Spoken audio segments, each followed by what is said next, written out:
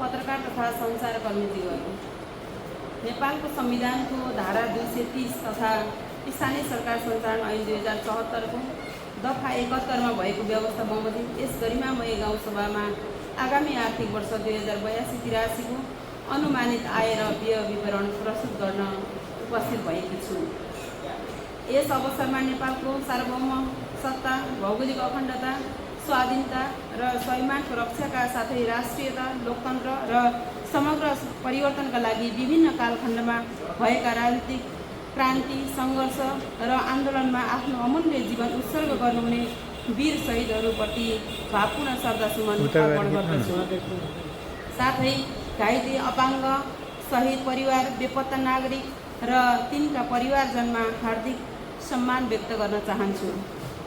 शिक्षा, स्वास्थ्य, खाद्यान्न क्षेत्रको गुणात्मक विकास, कृषि र पशु विकास क्षेत्रमा व्यावसायीकरण, पर्यटन प्रवर्धन, उद्योग व्यवसायको सबलीकरण, उद्यमशीलताको विकास गरी रोजगारी सृजना, गुणस्तरीय पूर्वाधार निर्माण तथा समग्र सेवा प्रवाह प्रणालीलाई छिटो, छरितो, चुस्त, दुरुस्त र जनता मैत्री बनाई नागरिकलाई सुशासन मार्फत आत्मनिर्भर सर्वाङ्गीण उन्नति, सुखी र समृद्ध सत्यवती भन्ने नारालाई सार्थक बनाउन आगामी आर्थिक वर्ष 2082-83 को बजेट तथा कार्यक्रम केन्द्रित गरेकी छु।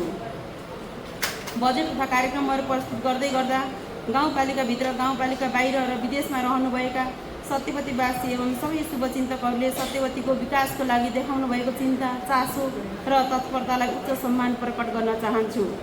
यो बजेट निर्माण गर्दा नेपालको संविधानको अनुसूची 8 र 9 मा उल्लिखित स्थानीय तहको एकल तथा साझा अधिकारको सूची, नेपालको संविधानको भाग 4 अन्तर्गतका राज्यका आर्थिक तथा सामाजिक विकास, प्राकृतिक स्रोतको उपयोग, वातावरण संरक्षण सम्बन्धी नीतिहरू, धारा 59 को आर्थिक अधिकार, भाग 19 को स्थानीय आर्थिक कार्यप्रणाली, स्थानीय सरकार सञ्चालन ऐन 2074, सङ्घीय प्रदेश तथा स्थानीय तहको सरकारले अंगीकार गरेका आवधिक योजना तथा आर्थिक तथा वित्तीय ऐनले लिएका नीति तथा प्राथमिकताहरू, अन्तर सरकारी वित्तीय व्यवस्थापन ऐन 2074, नेपालले अन्तर्राष्ट्रिय जगतमा जनाएका प्रतिबद्धताहरू, विकासका समसामयिक मुद्दाहरू जस्तै सामाजिक संरक्षण, दिगो विकास, जलवायु परिवर्तन र विपद व्यवस्थापन, खाद्य तथा पोषण सुरक्षा, लक्षित वर्ग अन्तर्गत दलित, महिला, अपाङ्ग, अल्पसङ्ख्यक, आदिवासी जनजाति आदि, लैङ्गिक सशक्तिकरण तथा समावेशी विकास, बाल मैत्री स्थानीय शासन, वातावरण मैत्री स्थानीय शासन, पूर्ण सरसफाई, ऊर्जा सङ्कट लगायतका अन्तर सम्बन्धित समसामयिक विषयहरू विभिन्न राजनीतिक दल, नागरिक समाज, महिला स्वास्थ्य स्वयंसेविका, पेसाकर्मी, व्यवसायी, पत्रकार, बुद्धिजीवीहरूबाट आएका विभिन्न सुझावहरूलाई आधार लिएकी छु। सभाध्यक्ष महोदय, बजेट तथा कार्यक्रमको संयोजक हैसियतले यस सभामा आर्थिक वर्ष 2082-83 को बजेट प्रस्तुत गर्दै गर्दा गाउँपालिकाको आर्थिक गतिविधिलाई अगाडि बढाउन गहन जिम्मेवारी बोध गरेकी छु। गाउँपालिकाको आन्तरिक स्रोत र प्राप्त स्रोतको पराकाष्ठका बीचमा रहेर बजेट तर्जुमा गर्नुपर्ने छ, तर सत्यवतीवासी नागरिकको स्थानीय सरकारसँग बढ्दो अपेक्षा छ। यथाशक्य सबै पक्षलाई सम्बोधन गर्ने प्रयास गरेकी छु। आदरणीय सभाध्यक्ष महोदय, अब म आगामी आर्थिक वर्ष 2082-83 को बजेटका उद्देश्य तथा प्राथमिकताका क्षेत्रहरू प्रस्तुत गर्ने अनुमति चाहन्छु। दीर्घकालीन सोच, आत्मनिर्भर सर्वाङ्गीण उन्नति, सुखी र समृद्ध सत्यवती। बजेटको लक्ष्य दिगो पूर्वाधार विकास, प्रविधि मैत्री शिक्षा, आधारभूत स्वास्थ्य सुविधा, उत्पादन र आय आर्जनमा आत्मनिर्भरता, उद्यमशीलता र स्वरोजगार निर्माण, लक्षित वर्गको सशक्तिकरण, सुशासन सहितको समतामूलक गाउँपालिका बनाउने। बजेटका उद्देश्यहरू देहाई बमोजिम रहेका छन्। उत्पादकत्व अभिवृद्धि मार्फत आर्थिक समृद्धि हासिल गर्नु, लगानी मैत्री वातावरणको सिर्जना गरी कृषि, पर्यटन, पूर्वाधार, घरेलु तथा साना उद्योग लगायत क्षेत्रको विकास र प्रवर्धनमा जोड दिनु, शिक्षा, स्वास्थ्य र खाद्यान्न क्षेत्र गुणात्मक विकास गर्नु, प्राकृतिक विपदबाट हुने क्षति न्यूनीकरण गर्दै नागरिकलाई सुरक्षित महसुस गराउनु, गुणस्तरीय दिगो र वातावरण मैत्री पूर्वाधार विकास गर्नु, जनता मैत्री सेवा प्रवाह र सुशासनयुक्त गाउँपालिका निर्माण गर्नु, लक्षित वर्ग अन्तर्गत दलित, महिला, एकल महिला तथा पति बेपत्ता महिला, अपाङ्ग, अल्पसङ्ख्यक, आदिवासी जनजाति आदिलाई अपनत्वको प्रत्याभूति गराउनु, आम नागरिकको बढ्दो निराशालाई उत्साहमा बदल्नु। बजेटका प्राथमिकताका क्षेत्रहरू देखाए बमोजिम तय गरेकी छु। कृषि तथा पशु विकास क्षेत्रको व्यावसायीकरण, औद्योगिकरण, विविधीकरण र बजारीकरण मार्फत आर्थिक समृद्धि। स्वास्थ्य, शिक्षा, खाद्यान्न, खानेपानी तथा सरसफाइ क्षेत्रको गुणात्मकता, अभिवृद्धि तथा सामाजिक समृद्धि। गुणस्तरीय दिगो र वातावरण मैत्री पूर्वाधार विकास, जनता मैत्री सेवा प्रवाह र सुशासन प्रवर्धन। पर्यटन क्षेत्रको प्रवर्धन र सम्वर्धन, उद्योग व्यवसायी र उद्यमी प्रवर्धन तथा प्रोत्साहन। लक्षित वर्ग अन्तर्गत दलित, महिला, अपाङ्ग, अल्पसङ्ख्यक, आदिवासी जनजातिको उत्थान र सशक्तिकरण कार्यक्रम। भाषा, कला, साहित्य र संस्कृतिको संरक्षण तथा सम्वर्धन, सामाजिक सुरक्षाको अनुभूति र प्रत्याभूति। वन तथा वातावरण संरक्षण र प्रभावकारी विपद व्यवस्थापन। अति अशक्त गरिब असहाय र स्वास्थ्य महिला स्वयंसेविकाको स्वास्थ्य बिमा सम्बन्धी कार्यक्रम। उद्यमी महिलाहरूको सफलता कथा साथै महिला स्वास्थ्य स्वयंसेविकाको स्मारिका प्रकाशन। सभाध्यक्ष महोदय, आर्थिक वर्ष 2082-83 को अनुमानित आम्दानी प्रस्तुत गर्न गइरहेकी छु। कर्मसङ्ख्या, स्रोत समूह विवरण, रकम। आन्तरिक स्रोत अन्तर्गत आन्तरिक आम्दानी, जुन आन्तरिक आम्दानी 1 करोड रहेको छ, जुन आन्तरिक आम्दानीबाट गाउँपालिका र वडाको राजस्व यहाँ सङ्कलित भएको छ भने यो आन्तरिक आम्दानीलाई पदाधिकारी सेवा सुविधामा खर्च गरिनेछ। त्यसै गरी अलिया बैङ्क मौजात 1 करोड 50 लाख, जुन पुँजीगत योजना तथा कार्यक्रममा यसलाई खर्च गरिनेछ। त्यसै गरी स्थानीय राजस्व बाँडफाँड 20 लाख, जुन गिटी बालुवा तथा ढुङ्गाबाट भएको आम्दानीको स्रोत रहेको छ। नेपाल सरकार सङ्घीय समानीकरण अनुदान 9 करोड 68 लाख रहेको छ भने यो पुँजीगत अन्तर्गत योजनाहरू जस्तै गापा स्तरीय, वडा स्तरीय तथा समपूरक योजनाहरूमा यो आम्दानीलाई खर्च गरिनेछ। सङ्घीय सरकार, नेपाल सरकार सङ्घीय सशक्त अनुदान चालुतर्फको 27 करोड 51 लाख रहेको छ, जुन आन्तरिक आम्दानीलाई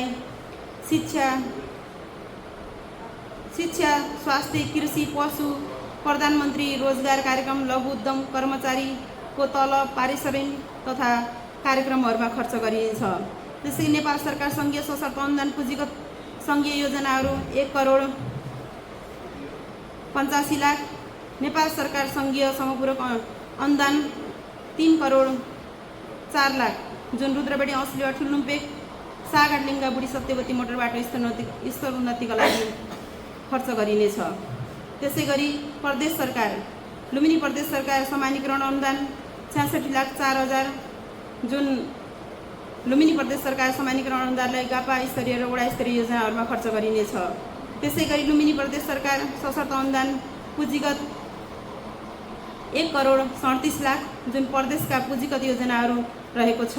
त्यसै गरी लुम्बिनी प्रदेश सरकार समपूरक अनुदान 75 लाख, जुन चोरकाटे तथा परमानन्द नगर, चिरीपानी र चेमी थुम्का सडक स्तरोन्नतिका लागि खर्च गरिनेछ। लुम्बिनी प्रदेश सरकार विशेष अनुदान 18 लाख, जुन कृषि प्रशोधन उद्योग स्थापना तथा सञ्चालन वडा नम्बर 6 मा यो खर्च गरिनेछ।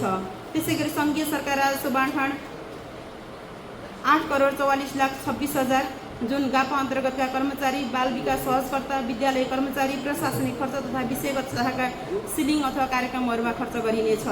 त्यसै गरी प्रदेश सरकार राजस्व बाँडफाँड 87 लाख 55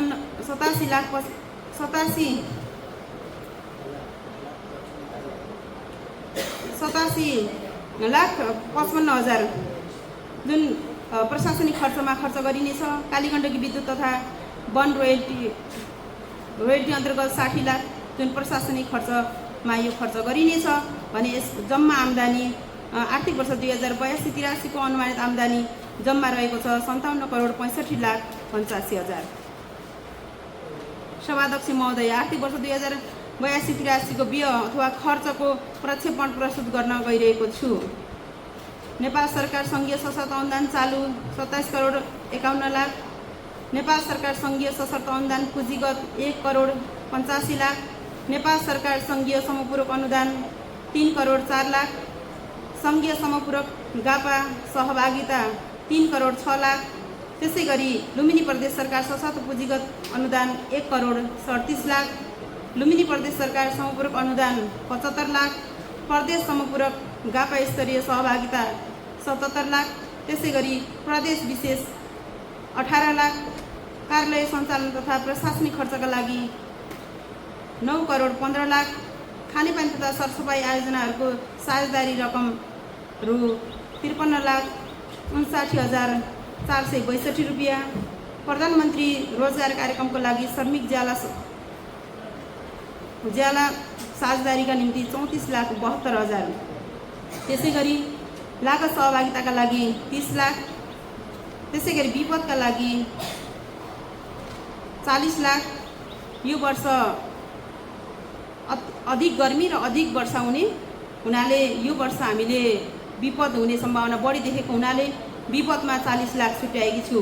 कृषि शाखाका लागि 30 लाख, पशु शाखाका लागि 30 लाख, स्वास्थ्य शाखाका लागि 55 लाख, शिक्षा युवा तथा खेलकुद शाखाका लागि 1 करोड 60 लाख, त्यसै गरी महिला बालबालिकाका लागि 35 लाख, त्यसै गरी प्रधानमन्त्री रोजगार कार्यक्रमको लागि म्याचिङ फन्ड 30 लाख, प्रशासकीय भवन निर्माणका लागि रु 1 करोड, सिँचाइ कार्यक्रमका लागि रु 10 लाख, त्यसै गरी खानेपानी कार्यक्रम अन्तर्गत 10 लाख, त्यसै गरी भइपरि आउने खर्च कार्यक्रमका लागि रु 20 लाख, मोटर बाटो मर्मत सम्भारका लागि रु 30 लाख, खेलकुद कार्यक्रमका लागि रु 20 लाख, लक्षित वर्ग आदिवासी जनजाति समेत संरक्षण तथा प्रवर्धन कार्यक्रमका लागि रु 15 लाख, आर्थिक सहायता कोषका निम्ति रु 5 लाख, स्वास्थ्य उपचार राहत कोषका निम्ति रु 5 लाख, कला संस्कृति संरक्षण तथा संवर्धन कार्यक्रमका लागि रु 5 लाख, वन तथा वातावरणका लागि रु 5 लाख र ओडा सिलिङ 20-20 लाखको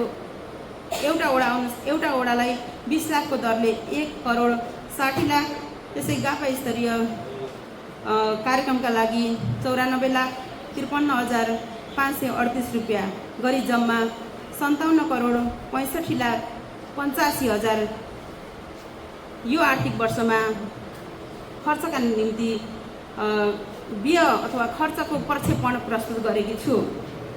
अन्त्यमा यस बजेट तयारीका क्रममा आफ्नो क्षेत्रबाट सहयोग पुर्याउनुभएका सम्पूर्ण जनप्रतिनिधि, राष्ट्र सेवक कर्मचारी, विभिन्न राजनीतिक दलका स्थानीय नेतृत्व, समाजसेवी, बुद्धिजीवी, विभिन्न सङ्घ संस्था सहयोगी, शुभेच्छुक एवं सम्पूर्ण सत्यवतीवासी महानुभावहरू जसले आफ्नो समस्या र आवश्यकताहरू जस्ताको तस्तै व्यक्त गरी नीति कार्यक्रम तथा बजेट